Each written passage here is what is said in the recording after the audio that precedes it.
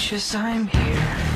Step away from the window and go back to sleep. Safe from pain and truth and choice. Good afternoon, Patriots. It's good to see you out here. Hey, I'm not a silver-tongued devil like some of these politicians, so I needed to get some notes here, all right? Also, it keeps me from ranting. All right, first of all, I want to thank Mr. Barry for inviting me to come out here today. It's an honor to be out here with y'all. My name is Sergeant Charles A. Dyer. Some of you know me as July4patriot on YouTube. And I'm an 8-year veteran of the Marine Corps. Actually, I'm active duty until July 27th. I'm on terminal leave right now. And I served for 1 year on the Stevens County Sheriff's Department at the jail. So that's a little background about me. Once again, I'm not silver-tongued. I'm just a Marine infantryman. Hoorah. All right. I am an Oath Keeper. And before I explain what exactly the Oath Keeper organization is, I'd like to first speak about the nature of what an oath is in general, all right? Webster's Dictionary defines an oath as a solemn, usually formal calling upon of God to witness the truth of what one says, or to witness that one sincerely intends to do what one says. It also defines it as a solemn attestation of the truth or inviolability of one's word. Put simply, an oath is a person's formal promise to actually do what they say they're going to do. Generally speaking, we use oaths when calling upon someone to fulfill an important purpose or to take on responsibility not normally required of every person. I, as all military members, take an oath, and we took an oath to defend the Constitution of the United States of America. While many political offices require the similar oath, among public servants, only military and police actually have the training and means to truly fulfill this oath. But more importantly, we are the only ones that are not beholden to a political party or a candidate. We are only beholden to the Constitution and you, the people. We are the guardians of the Republic. Oath Keepers exist to remind current and veteran police officers and military service members of their oath to the U.S. Constitution and the restrictions of the Constitution, the restrictions that the Constitution places on the power and scope of governmental interference into the lives of its citizens. Even if you're not current or former military, you too can be an Oath Keeper and help us spread the message. As a member of the Oath Keepers, I pledge to be faithful to my oath.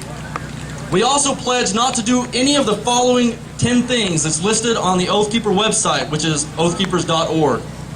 These are the orders that we refuse to obey.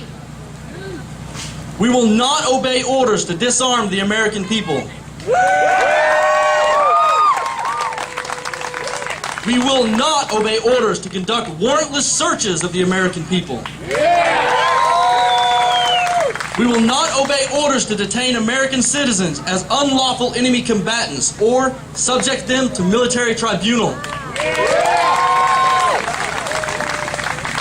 We will not obey orders to impose martial law or a state of emergency on any state.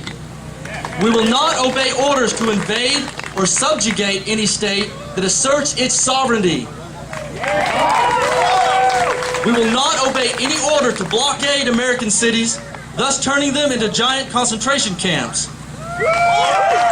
We will not obey any order to force American citizens into any form of detention camp under any pretext. We will not obey orders to assist or support the use of any foreign troops on U.S. soil against the American people to keep the peace or maintain control. We will not obey any orders to confiscate the property of the American people, including food or other essential supplies.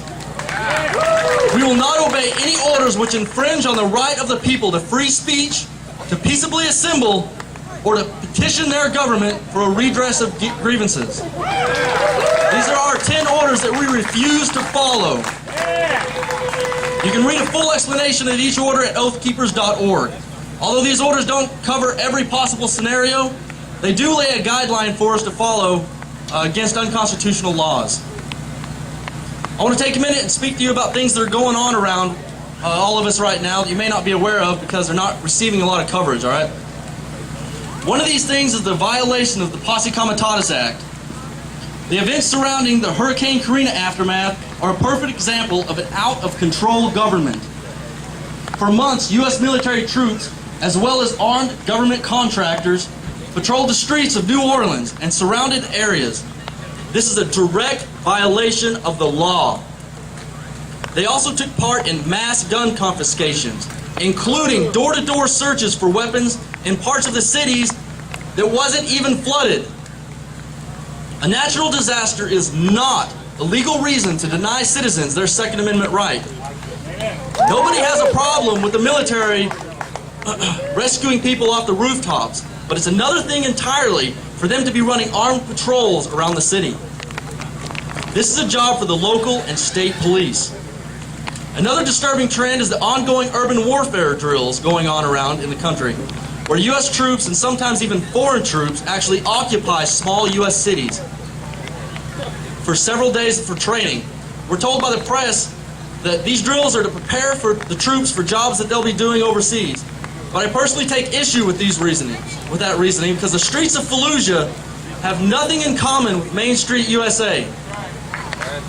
The military already has mock cities and towns to train in set up all over the United States. The only logical reason for them to train going door to door in America, practicing disarming people, is to actually do that one day, here in America. The purpose for our armed forces is to project force somewhere else, against foreign enemies. From the days of ancient Rome, it was against the law for Caesar to march the military under color of flag across the Rubicon River.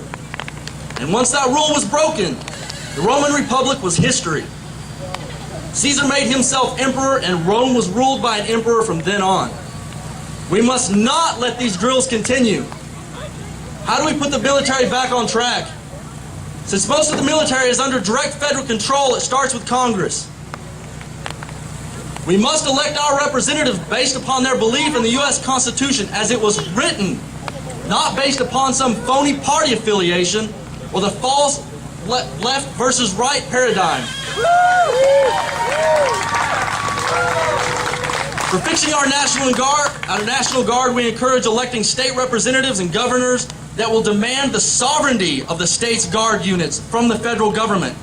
A little known fact is that although the National Guard of a state can be deployed by that governor of the state, the federal government owns most, if not all, of the equipment that they have, including weapons and vehicles. Therefore, without the permission of the federal government, the state's guard can't even deploy. We must demand complete sovereignty of the state guard from direct federal government control. To keep our police local and not jackbooted government thugs, we must elect officials that aren't addicted to federal money. This money allows the government to decide how police departments are run. Any sheriff or police chief that dares not to follow the federal agenda risks losing millions. And in the end, the government doesn't have to pass laws to militarize the police. All that they have to do is threaten to take away the flow of money. This is only the very tip of the iceberg. If you start studying some of the unconstitutional acts that this government commits, you would be appalled. If we do not stand up to this tyranny, our republic is doomed.